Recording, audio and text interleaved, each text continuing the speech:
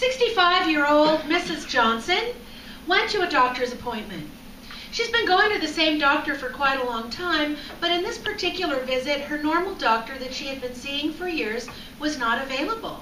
So she had to go and see one of his younger peers.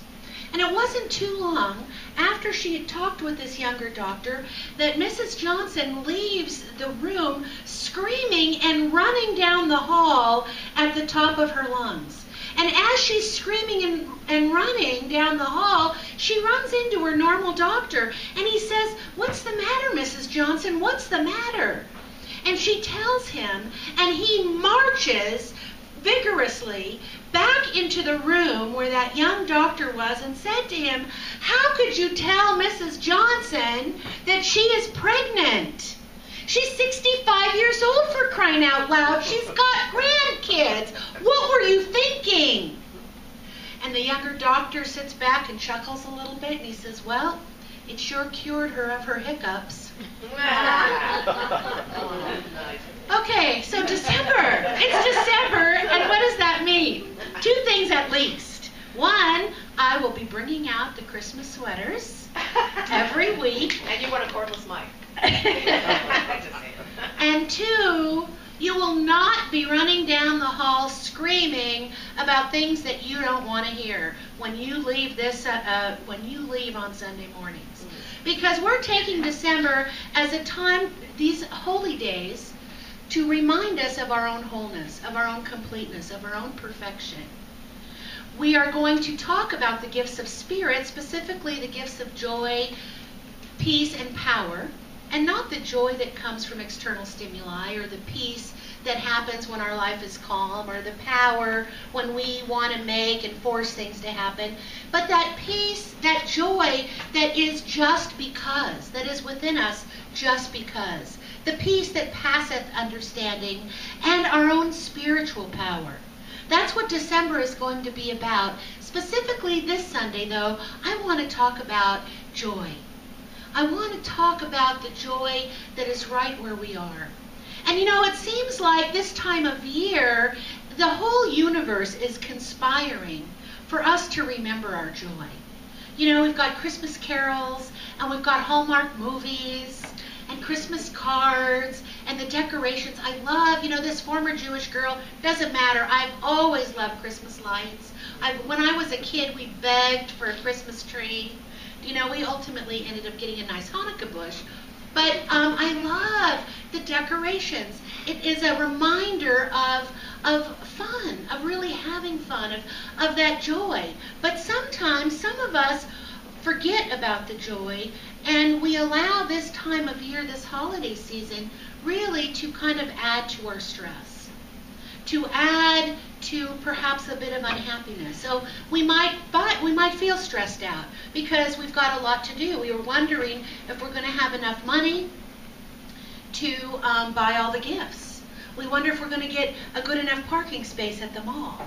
We wonder if we're worried about the gifts to buy other people, and what if somebody gives us a gift and we've forgotten to give them a gift. You know, have you ever gotten a Christmas card on December 24th from somebody who you have not sent a card to?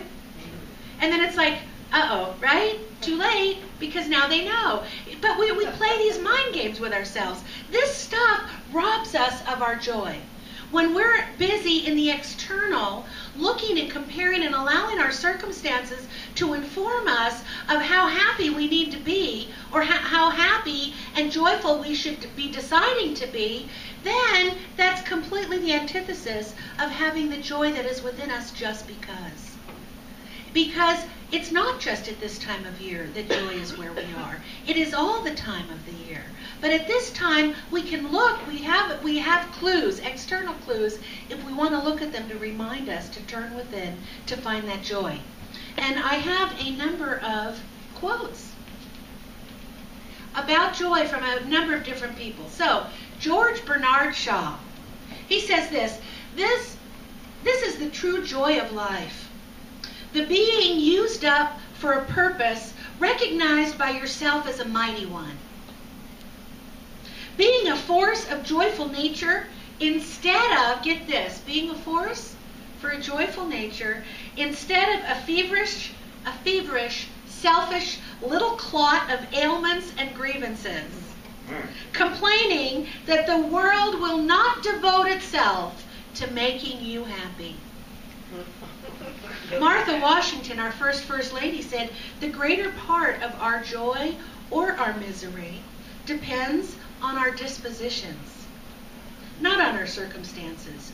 We carry the seeds of one or the other with us in our minds wherever we go, An early metaphysician, right?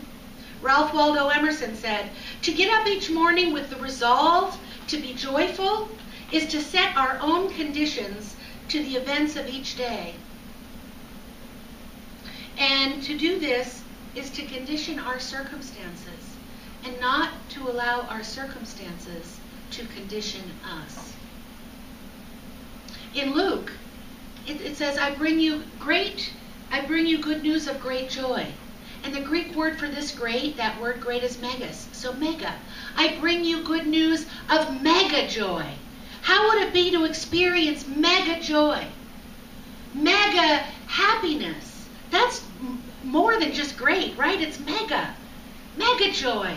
And then our own Dr. Ernest Holmes, founder of religious science, said this, how can we help being glad and filled with joy if we believe that the presence and the power back of everything is one perfect life?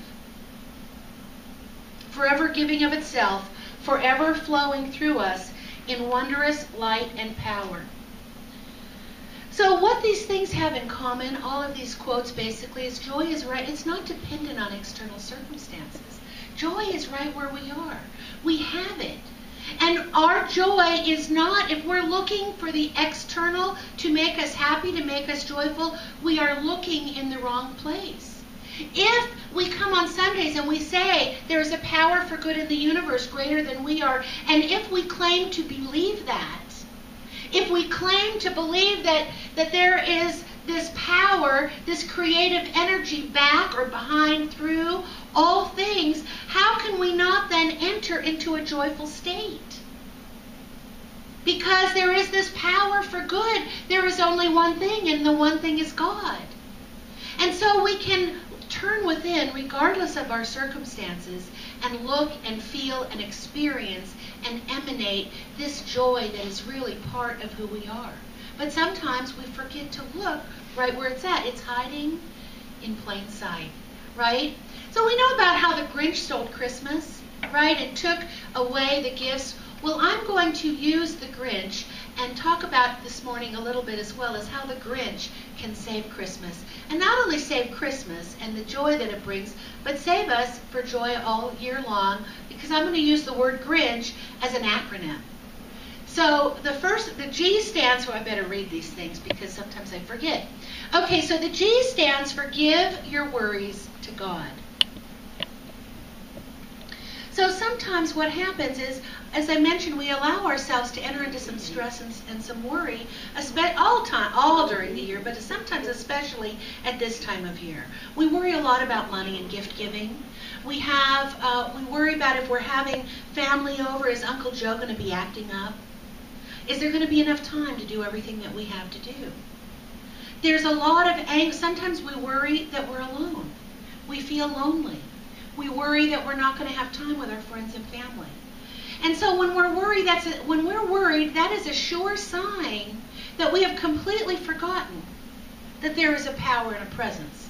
We have completely moved away from our internal joy.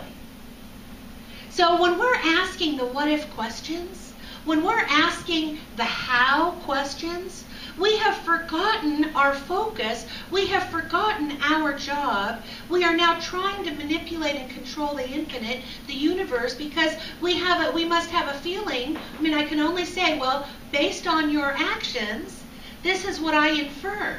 So based on my actions of trying to orchestrate everything, you can infer that I've completely forgotten about the divine presence. I've completely forgotten about God. I've completely forgotten that Spirit knows how to make things happen and create. And so as I'm in the world worrying and trying to make things happen, where's my joy? It's flown out the window. It's flown out the window because I am in the externals. And if the externals don't turn out exactly how I want them to be, what's going to happen? I'm not going to feel so excited. I'm not going to feel joyful. So we want to give these worries over to God and allow the infinite to do its thing, because we cannot, if we can't control something, if we have no control over Uncle Joe's behavior, is he going to act up at the party? If we have no control over that, what are we worrying about? Why are we futurizing? Setting up in our minds something that may or may not happen, robbing us of this moment where we can create a new future, where we can actually experience some joy. That's just because we are who we are. So the G stands for give our worries over to God. And R is to refuse to focus on what you don't have. This is not, I say this every week, but now we have the Grinch to help us out. Refuse to focus on what we don't have. Is there envy that happens at this time of year? There is, isn't there? There's envy that happens all the times of year. But sometimes at this time of year, we might look at what other people are doing and the parties that they're going to, that we're not going to, and the cars that people drive and the families that are getting together, and we look to the externals, and all of a sudden, we're not so happy. Because by comparison, maybe our stuff doesn't look that well. But joy isn't about external stimuli. Joy is an inside job. So when the Grinch thought he was going to steal Christmas by taking away all the gifts from the people in Whoville, and he fully expected to hear wailing, right, and crying and gnashing of teeth, he didn't hear that at all.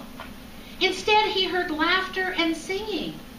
And he realized that Christmas came without ribbons and came without tags.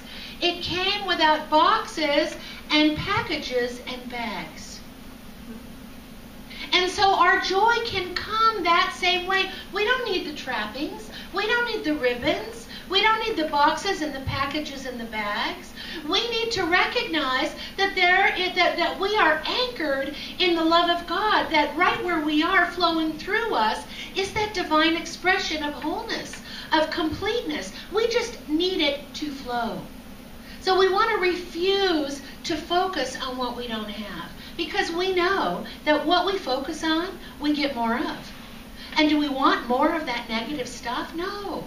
We want more of the joy, the happiness, the wholeness, the harmony. We want more peace. We want more understanding. We want more vitality.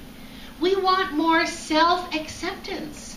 We want more self-enjoyment. We want more of the experience of the divine presence where we are. Let's focus on that and let the negative go away. And so the I stands for including time to rest. So even God rested on the seventh day, right? But this year is busy. This time of year is busy. Let me give an example of today. Today is a busy day, and it's fun. So we're here at church, and then some of us are going to the Red Rock Capella, and then we're coming back here for the CD party, and then this is just starting.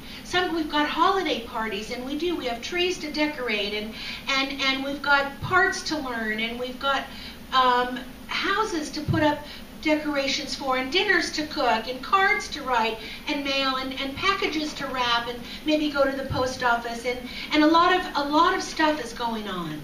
And sometimes it's too much stuff for us, and what happens that we might become addicted. We might become addicted to speed. Not the drug, right? But the activity. So it feels sometimes, or that adrenaline is going. We feel important sometimes when we're busy. But what happens is, that's all well and good, but what happens is, there's not a balance. We need to include rest. We need to include that time to remember, to relax into the presence, to relax into our own self, to relax into that sense of joy. And so sometimes we've got to be like the war on drugs and just say no. When we have a lot of commitments coming at us, we want to prayerfully and consideringly, whatever that word might be, which ones are in alignment with how we want to behave. Are we saying yes because we have a sense of obligation? Are we saying yes because we don't want to hurt somebody's feelings? Are we saying yes when we want to say no? And then when we do something like that, this happens all the time, as you know, then maybe we go to what it is that we've committed to, but we're not fully present. We want to be somewhere else. We want to be home. And it's okay to take care of yourself by saying no graciously to someone else. So we want to include time for rest during this season, time to enrich our own selves. And so the N stands for, my favorite. There's all these favorites. N stands for never forget the truth. What is the truth, I wonder? Oh, I don't know, Reverend Janet. Could it be that there is only one thing? And that one thing is God? Could the truth be that we are surrounded by a power and a presence? Could it be that there is a power for good in the universe that we are always using? Could it be that we are never separated from this one thing? That there is a God of love, that there is only one life, and it is God's life. That there is only one love, and it is God. There is only one vitality, God. There is only one thing here, this one energy, whatever we want to call it, one energy that is emanating through, with, for, by everyone. This love, this essence, this vitality, this wholeness, this perfection, this completeness, this harmony, this love is what we are. We cannot even stop it. The light is through us. That golden thread is what we are made up of. We are God stuff. And that is the truth. And when we can remember that consciously, regularly, deliberately, in a greater way, that joy is just what we are. So when we're comparing, when we're remembering these G's and R's, when we're comparing ourselves, we've forgotten that truth. When we're thinking negative thoughts, we've forgotten that truth. When we're experiencing envy, we've forgotten that truth. That there is only one, and it is us. And so at this time of year, we can remember that truth. That the Father and I are one. The precious beloved and I are one. There is no separation only within our own minds, only because we have forgotten. So never forget the truth. And then C, for the Grinch, is consider your future. So our future is, sometimes we're futurizing, we have some negative thoughts going on, we're worried, we have some envy, we're completely not thinking about the glory of our future. The delight about our future is this, that we're creating our future moment by moment in the now. Our future is not bound by our past. It doesn't matter what we've done. It absolutely does not matter. I believe that life is eternal. That's a wonderful future. I believe that our future is being created in this now moment. That's a wonderful future. So when we can consider our future, we might want to ask ourselves, do I want to continue to behave as if I'm behaving? Do I want to continue to think along the same lines that I've been thinking? Considering that I'm creating my future by what I'm thinking, how I'm acting now, how I'm feeling now, do I want to continue this way? Or do I want to make that change? By, for example, taking time to rest. By, for example, refusing to focus on negative thoughts. By, for example, giving my worry over to God. So moment by moment, we are creating this wonderful future, but we need to create it now. We need to take charge of what it is that we're thinking, how we're feeling, how we're behaving. You know, patterns of thought are just that, patterns of thought, habitual patterns. Just because we've always thought in a certain way doesn't mean we always have to think in that same way. In an instant, we can change it. So we can consider our future and make choices and positive decisions based on that. And finally, the H in Grinch stands for hold your negative thoughts captive. And so we all have heard this a million times. You know, our thoughts really are the forerunners to our feelings, and then the feelings are the forerunners to our behavior, to our actions. So it's thoughts, feelings, and actions. And so we get on a roll, right? We get some sort of negative thoughts going. So at this time of year, maybe it's around money. Because, you know, it's a lot of money going on with Christmas gifts. Maybe it's around feeling a little bit lonely. Maybe it's around family issues. For some of us, the holidays are very challenging times. You know, and if we look back to our pasts, you know, they weren't happy family times. And so this time of year might bring up some sort of negative ideas. And then we look, and we've got that envy going on. And so maybe our family wasn't that great, but we look at somebody else's family who seems to have it together, and then we're complaining, oh, why was I born into this family? Why couldn't I have the whatever our little pity parties are, right? We want to buy extravagant gifts, and we look at our checkbook, oh, they have extravagant gifts. Whatever it is, so we get this negative stuff going. Something isn't right. And then it has our feelings. Now our feelings are involved. Now we're a little bit depressed, a little bit sad, a little bit envious. And now maybe our behavior is not so generous. Maybe we're finding we're looking at the lights, and instead of thinking, oh, how wonderful, we're thinking, you know, what a depletion on our resources. And instead of being excited that we're getting Christmas cards in the mail, we're thinking, oh, look at all those trees that are being killed. And all of a sudden, we're in this negative flow. And then those negative thoughts breed new negative thoughts, which brings new negative thoughts, which has us feeling a little bit more depressed and more negative, that makes our behavior a little bit more. Then there's no problem for us to say no, because nobody's inviting us to do anything fun. And then those negative thoughts keep on coming. Nobody invites me to the parties. Boy, right? And we know this. We know that the negative thoughts breed negative thoughts. But we want to hold these negative thoughts captive.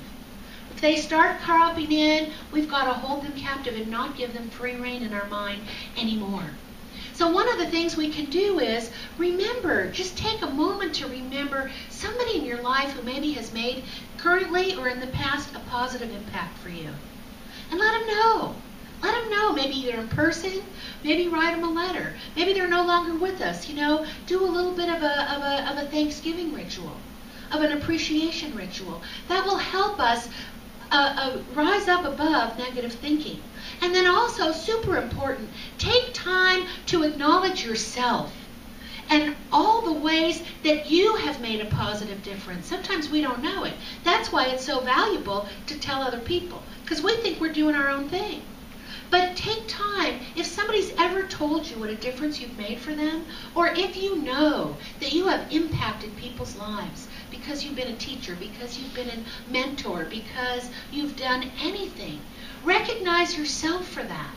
This will rise you up above negative thinking and reintroduce that joy that is right where we are. So instead of the Grinch stealing Christmas, we can have actually the Grinch saving Christmas, right? And so I'm going to read these things again so I don't remember. Not so that I don't remember. I'm not remembering, so I don't forget. So G, give your worries to God. R, refuse to focus on what you don't have. I, include time for rest. N, never forget the truth. C, consider your future. And H, hold your negative thoughts captive. And when we can do that, Not only are we saving Christmas, we're saving the joy all year long. We can stand on the rooftop, and like the Grinch, we can say, I'm all toasty inside, and I'm leaking. And when we're toasty inside, and we're leaking joy, then how easy it is for us then to just quickly, joyfully, one little step to open up ourselves to our own unlimited possibilities in a new and greater way. And so it is. So good.